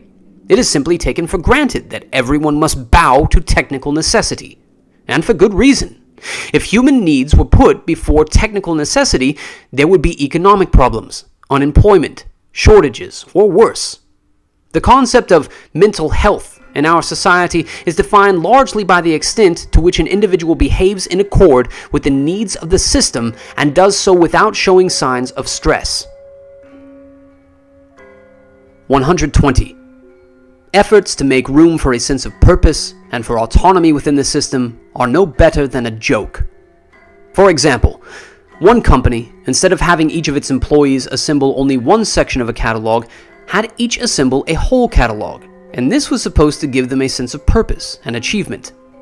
Some companies have tried to give their employees more autonomy in their work, but for practical reasons this usually can be done only to a very limited extent, and in any case, employees are never given autonomy as to ultimate goals. Their autonomous efforts can never be directed toward goals that they select personally, but only toward their employer's goals, such as the survival and growth of the company. Any company would soon go out of business if it permitted its employees to act otherwise. Similarly, in any enterprise within a socialist system, workers must direct their efforts toward the goals of the enterprise. Otherwise, the enterprise will not serve its purpose as part of the system. Once again, for purely technical reasons, it is not possible for most individuals or small groups to have much autonomy in industrial society. Even the small business owner commonly has only limited autonomy. Apart from the necessity of government regulation, he is restricted by the fact that he must fit into the economic system and conform to its requirements. For instance, when someone develops a new technology, the small business person often has to use that technology whether he wants to or not, in order to remain competitive. The bad parts of technology cannot be separated from the good parts. 121. A further reason why industrial society cannot be reformed in favor of freedom is that modern technology is a unified system in which all parts are dependent on one another. You can't get rid of the bad parts of technology and retain only the good parts. Take modern medicine, for example. Progress in medical science depends on progress in chemistry, physics, biology, computer science, and other fields. Advanced medical treatments require expensive, high-tech equipment that can be made available only by a technologically progressive, economically rich society. Clearly, you can't have much progress in medicine without the whole technological system and everything that goes with it. 122. Even if medical progress could be maintained without the rest of the technological system, it would by itself bring certain evils. Suppose, for example, that a cure for diabetes is discovered. People with a genetic tendency to diabetes will then be able to survive and reproduce as well as anyone else. Natural selection against genes for diabetes will cease, and such genes will spread throughout the population. This may be occurring to some extent already, since diabetes, while not curable, can be controlled through the use of insulin. The same thing will happen with many other diseases, susceptibility to which is affected by genetic factors, exempli gratia childhood cancer, resulting in massive genetic degradation of the population. The only solution will be some sort of eugenics program or extensive genetic engineering of human beings so that man in the future will no longer be a creation of nature or of chance or of God, depending on your religious or philosophical opinions, but a manufactured product.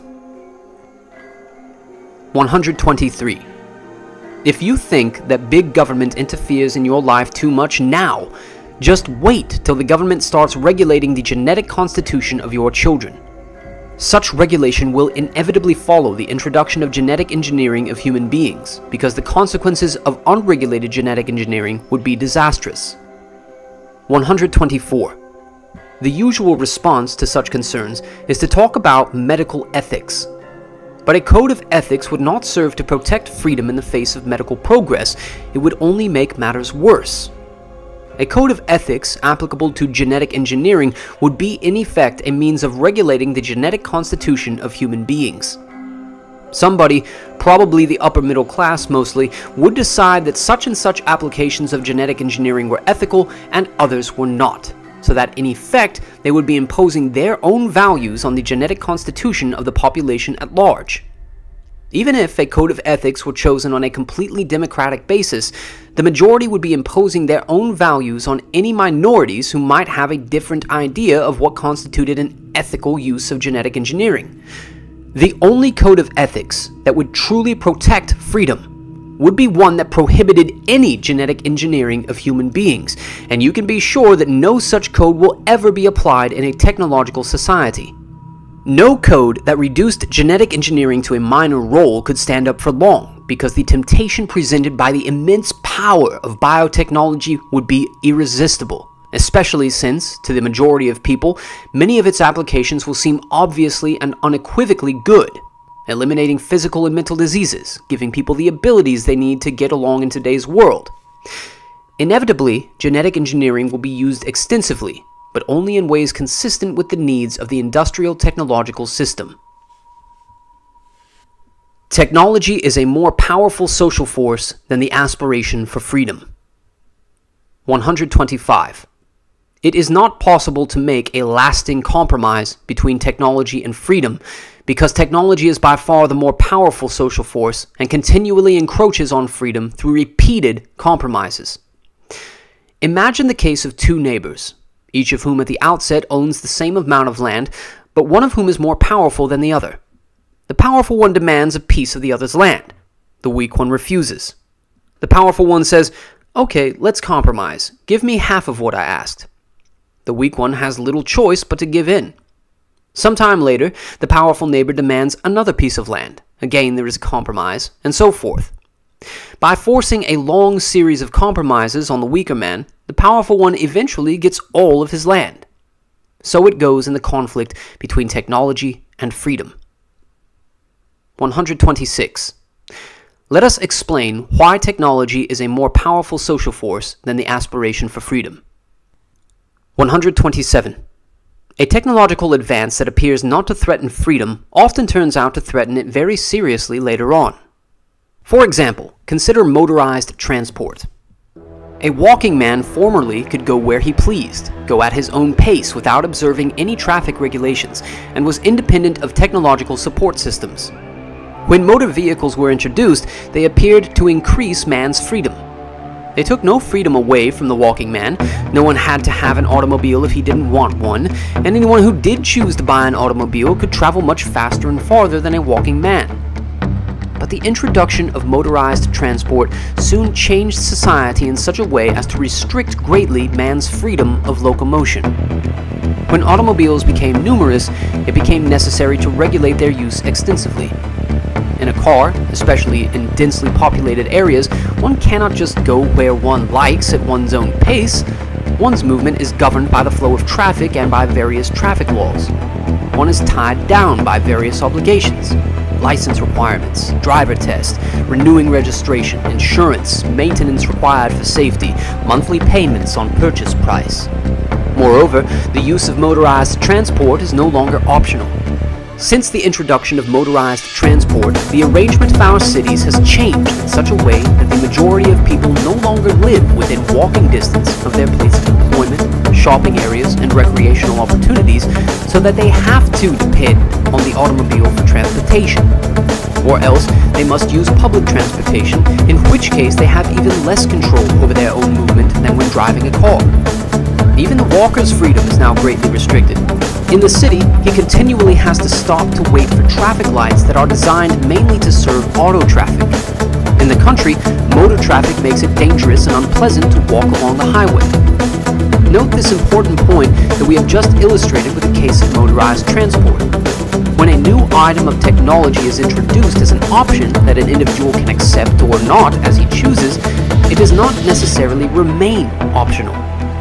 In many cases, the new technology changes society in such a way that people eventually find themselves forced to use it.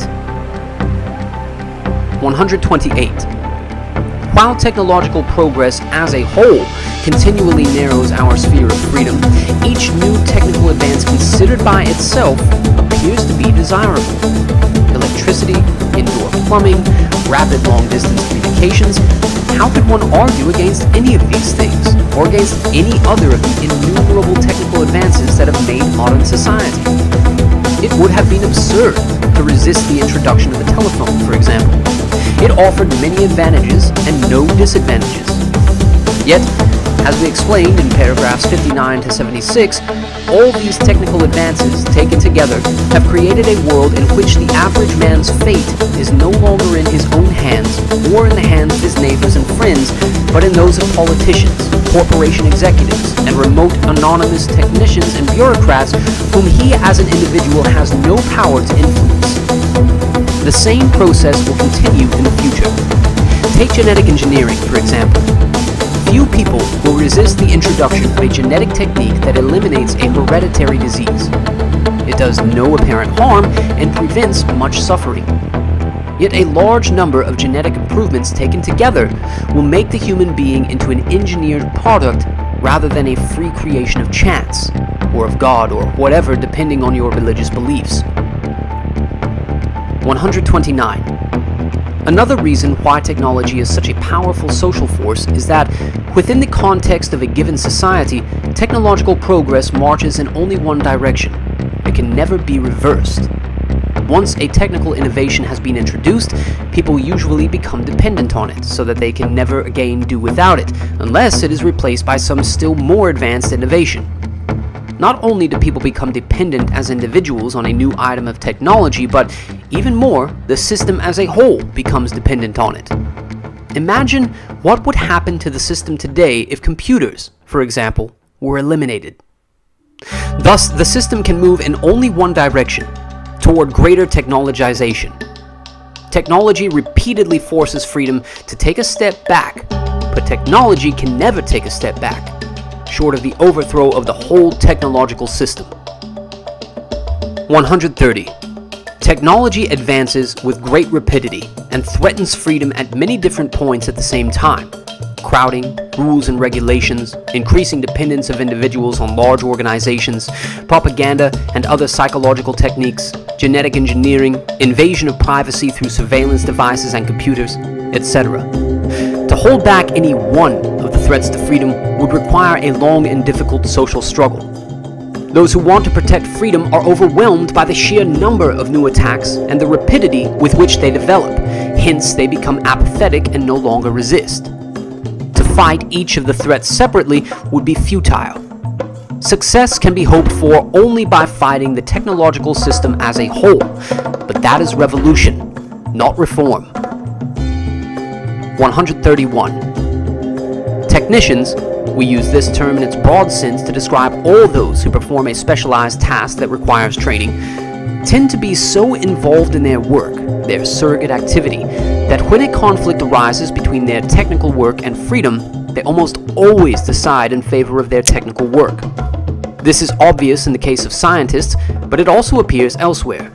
Educators, humanitarian groups, conservation organizations do not hesitate to use propaganda or other psychological techniques to help them achieve their laudable ends. Corporations and government agencies, when they find it useful, do not hesitate to collect information about individuals without regard to their privacy. Law enforcement agencies are frequently inconvenienced by the constitutional rights of suspects and often of completely innocent persons, and they do whatever they can do legally, or sometimes illegally, to restrict or circumvent those rights. Most of these educators, government officials, and law officers believe in freedom, privacy, and constitutional rights, but when these conflict with their work, they usually feel that their work is more important. 132. It is well known that people generally work better and more persistently when striving for a reward than when attempting to avoid a punishment or negative outcome. Scientists and other technicians are motivated mainly by the rewards they get through their work, but those who oppose technological invasions of freedom are working to avoid a negative outcome. Consequently, there are few who work persistently and well at this discouraging task. If reformers ever achieved a signal victory that seemed to set up a solid barrier against further erosion of freedom through technical progress, most would tend to relax and turn their attention to more agreeable pursuits. But the scientists would remain busy in their laboratories, and technology as it progressed would find ways, in spite of any barriers, to exert more and more control over individuals and make them always more dependent on the system. 133. No social arrangements, whether laws, institutions, customs, or ethical codes, can provide permanent protection against technology. History shows that all social arrangements are transitory. They all change or break down eventually. But technological advances are permanent within the context of a given civilization. Suppose, for example, that it were possible to arrive at some social arrangement that would prevent genetic engineering from being applied to human beings, or prevent it from being applied in such a way as to threaten freedom and dignity. Still, the technology would remain, waiting. Sooner or later, the social arrangement would break down. Probably sooner, given the pace of change in our society. Then genetic engineering would begin to invade our sphere of freedom, and this invasion would be irreversible, short of a breakdown of technological civilization itself. Any illusions about achieving anything permanent through social arrangements should be dispelled by what is currently happening with environmental legislation. A few years ago, it seemed that there were secure legal barriers preventing at least some of the worst forms of environmental degradation. A change in the political wind, and those barriers begin to crumble. 134. For all of the foregoing reasons, technology is a more powerful social force than the aspiration for freedom. But this statement requires an important qualification. It appears that during the next several decades, the industrial technological system will be undergoing severe stresses due to economic and environmental problems, and especially due to problems of human behavior, alienation, rebellion, hostility, a variety of social and psychological difficulties. We hope that the stresses through which the system is likely to pass will cause it to break down, or at least will weaken it sufficiently so that a revolution against it becomes possible. If such a revolution occurs and is successful, then at that particular moment the aspiration for freedom will have proved more powerful than technology. 135. In paragraph 125, we used an analogy of a weak neighbor who is left destitute by a strong neighbor who takes all his land by forcing on him a series of compromises. But suppose now that the strong neighbor gets sick so that he is unable to defend himself. The weak neighbor can force the strong one to give him his land back, or he can kill him. If he lets the strong man survive and only forces him to give the land back, he is a fool, because when the strong man gets well, he will again take all the land for himself. The only sensible alternative for the weaker man is to kill the strong one while he has the chance. In the same way, while the industrial system is sick, we must destroy it. If we compromise with it and let it recover from its sickness, it will eventually wipe out all of our freedom. Simpler social problems have proved intractable. 136. If anyone still imagines that it would be possible to reform the system in such a way as to protect freedom from technology, let him consider how clumsily, and for the most part unsuccessfully, our society has dealt with other social problems that are far more simple and straightforward. Among other things, the system has failed to stop environmental degradation, political corruption, drug trafficking, or domestic abuse. 137. Take our environmental problems, for example. Here the conflict of values is straightforward. Economic expedience now versus saving some of our natural resources for our grandchildren. But on this subject, we get only a lot of blather and obfuscation from the people who have power, and nothing like a clear, consistent line of action. And we keep on piling up environmental problems that our grandchildren will have to live with. Attempts to resolve the environmental issue consist of struggles and compromises between different factions, some of which are ascendant at one moment, others at another moment. The line of struggle changes with the shifting currents of public opinion. This is not a rational process, nor is it one that is likely to lead to a timely and successful solution to the problem. Major social problems, if they get solved at all, are rarely or never solved through any rational, comprehensive plan. They just work themselves out through a process in which various competing groups pursuing their own, usually short-term self-interest, arrive, mainly by luck, at some more or less stable modus vivendi. In fact, the principles we formulated in paragraphs 100 to 106 make it seem doubtful that rational, long-term social planning can ever be successful. 138. Thus, it is clear that the human race has at best a very limited capacity for solving even relatively straightforward social problems. How then is it going to solve the far more difficult and subtle problem of reconciling freedom with technology? Technology presents clear-cut material advantages, whereas freedom is an abstraction that means different things to different people, and its loss is easily obscured by propaganda and fancy talk. 139. And note this important difference. It is conceivable that our environmental problems, for example, may someday be settled through a rational, comprehensive plan. But if this happens, it will be only because it is in the long-term interest of the system to solve these problems. But it is not in the interest of the system to preserve freedom or small group autonomy. On the contrary, it is in the interest of the system to bring human behavior under control to the greatest possible extent. Thus, while practical considerations may eventually force the system to take a rational, prudent approach to environmental problems, equally practical considerations will force the system to regulate human behavior ever more closely, preferably by indirect means that will disguise the encroachment on freedom. This isn't just our opinion.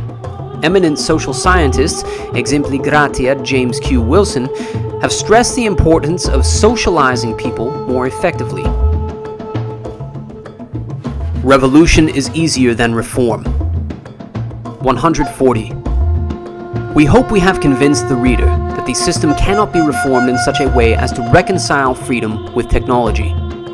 The only way out is to dispense with the industrial technological system altogether.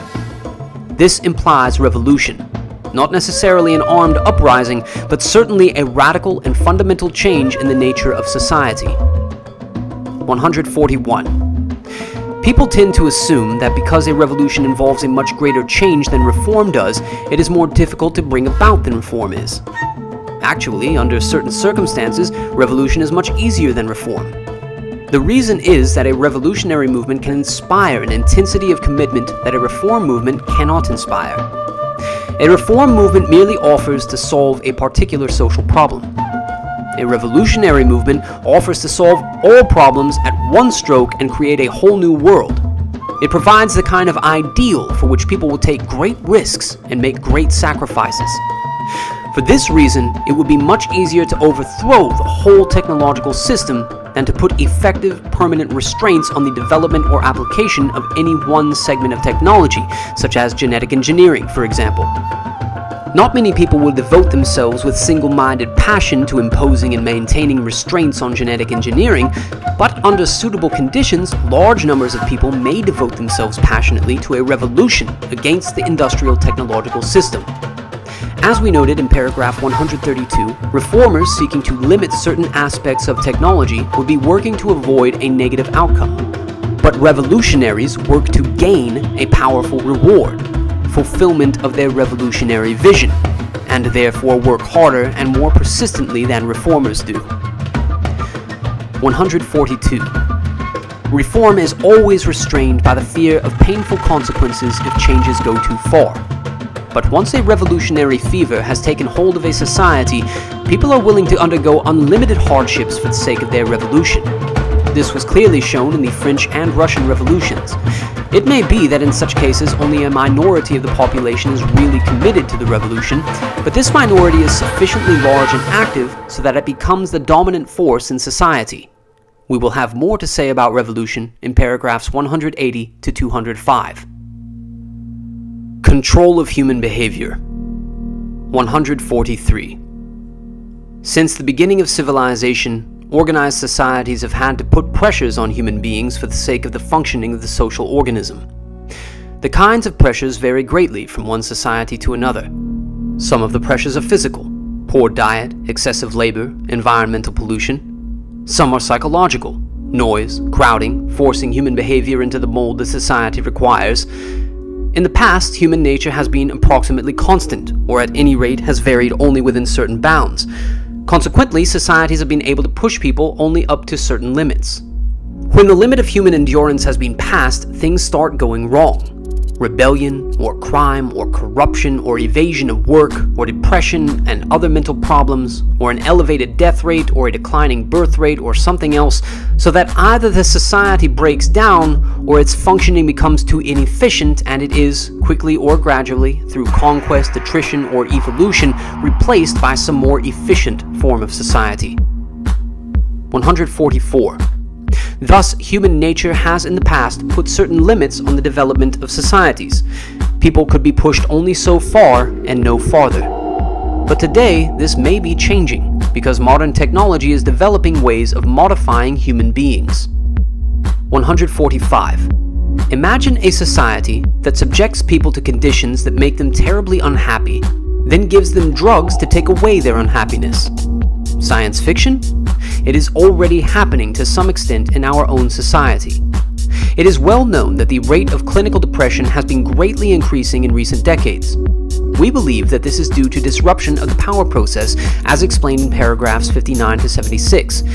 But even if we are wrong, the increasing rate of depression is certainly the result of some conditions that exist in today's society. Instead of removing the conditions that make people depressed, modern society gives them antidepressant drugs. In effect, antidepressants are a means of modifying an individual's internal state in such a way as to enable him to tolerate social conditions that he would otherwise find intolerable. Yes, we know that depression is often of purely genetic origin. We are referring here to those cases in which environment plays the predominant role. 146. Drugs that affect the mind are only one example of the methods of controlling human behavior that modern society is developing. Let us look at some of the other methods. 147. To start with, there are the techniques of surveillance. Hidden video cameras are now used in most stores and in many other places. Computers are used to collect and process vast amounts of information about individuals. Information so obtained greatly increases the effectiveness of physical coercion, that is, law enforcement. Then there are the methods of propaganda, for which the mass communications media provide effective vehicles. Efficient techniques have been developed for winning elections, selling products, influencing public opinion. The entertainment industry serves as an important psychological tool of the system, possibly even when it is dishing out large amounts of sex and violence. Entertainment provides modern man with an essential means of escape. While absorbed in television, videos, etc., he can forget stress, anxiety, frustration, dissatisfaction. Many primitive peoples, when they don't have any work to do, are quite content to sit for hours at a time doing nothing at all, because they are at peace with themselves and their world. But most modern people must be constantly occupied or entertained, otherwise they get bored. That is, they get fidgety, uneasy, irritable. 148. Other techniques strike deeper than the foregoing. Education is no longer a simple affair of paddling a kid's behind when he doesn't know his lessons and patting him on the head when he does know them. It is becoming a scientific technique for controlling the child's development. Sylvan learning centers, for example, have had great success in motivating children to study, and psychological techniques are also used with more or less success in many conventional schools. Parenting techniques that are taught to parents are designed to make children accept the fundamental values of the system and behave in ways that the system finds desirable. mental health programs, intervention techniques, psychotherapy, and so forth are ostensibly designed to benefit individuals, but in practice they usually serve as methods for inducing individuals to think and behave as the system requires. There is no contradiction here. An individual whose attitudes or behavior bring him into conflict with the system is up against a force that is too powerful for him to conquer or escape from. Hence, he is likely to suffer from stress, frustration, defeat. His path will be much easier if he thinks and behaves as the system requires. In that sense, the system is acting for the benefit of the individual when it brainwashes him into conformity. Child abuse, in its gross and obvious forms, is disapproved in most, if not all, cultures. Tormenting a child for a trivial reason, or no reason at all, is something that appalls almost everyone. But many psychologists interpret the concept of abuse much more broadly. Is spanking, when used as part of a rational and consistent system of discipline, a form of abuse? The question will ultimately be decided by whether or not spanking tends to produce behavior that makes a person fit in well with the existing system of society. In practice, the word abuse tends to be interpreted to include any method of child rearing that produces behavior inconvenient for the system. Thus, when they go beyond the prevention of obvious, senseless cruelty, programs for preventing child abuse are directed toward the control of human behavior on behalf of the system. 149. Presumably, research will continue to increase the effectiveness of psychological techniques for controlling human behavior. But we think it is unlikely that psychological techniques alone will be sufficient to adjust human beings to the kind of society that technology is creating.